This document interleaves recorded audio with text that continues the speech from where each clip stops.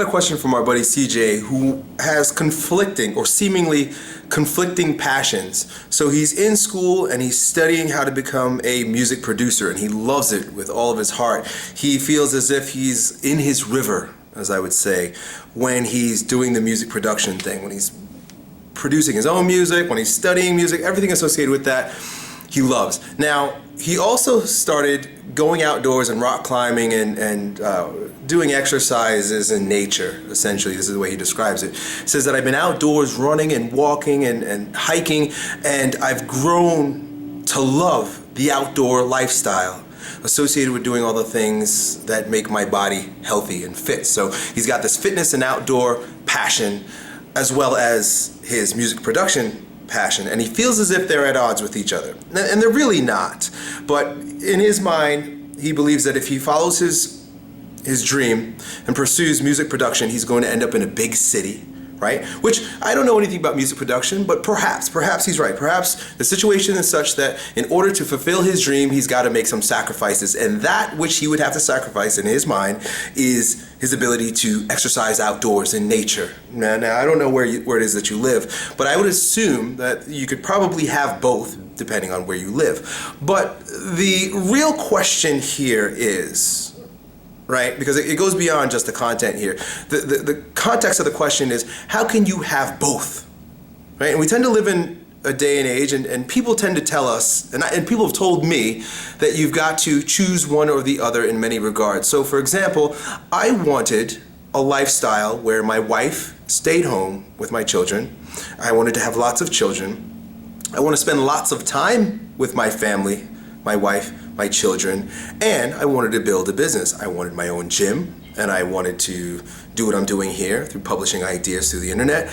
And it almost seemed like the people that I shared this idea of having both with thought I was nuts. Well, you know what? If you're going to build a big business and you're going to have all these lofty goals with regard to your career, then your family's going to suffer. Or if you're going to be a family man, then just realize that you shouldn't have such high aspirations with regard to your fitness business, things of that nature. And the same thing is for you. People are going to tell you, well, you ought to choose. What I decided to do was take the advice of Dan Kennedy, who's one of a sort of a mentor to me because I read a lot of his books.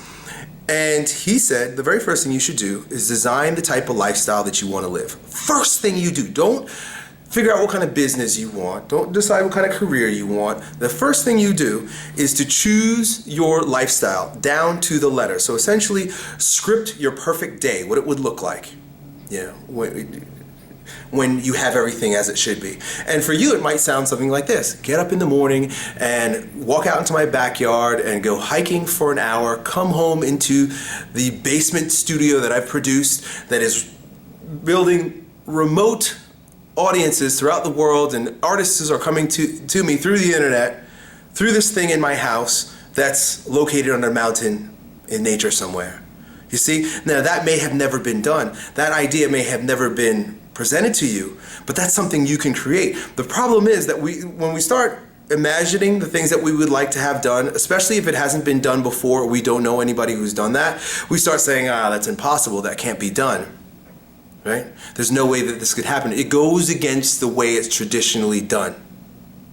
And what I'm inviting you to do is to ignore that completely and become so enthralled with this idea of having both that as you navigate your life, you're going to find that opportunities show up, and you're going to have the strength and the courage and the conviction and the commitment to do certain things and make certain choices that will ultimately lead to you having the life that you want. And you know what people are going to say?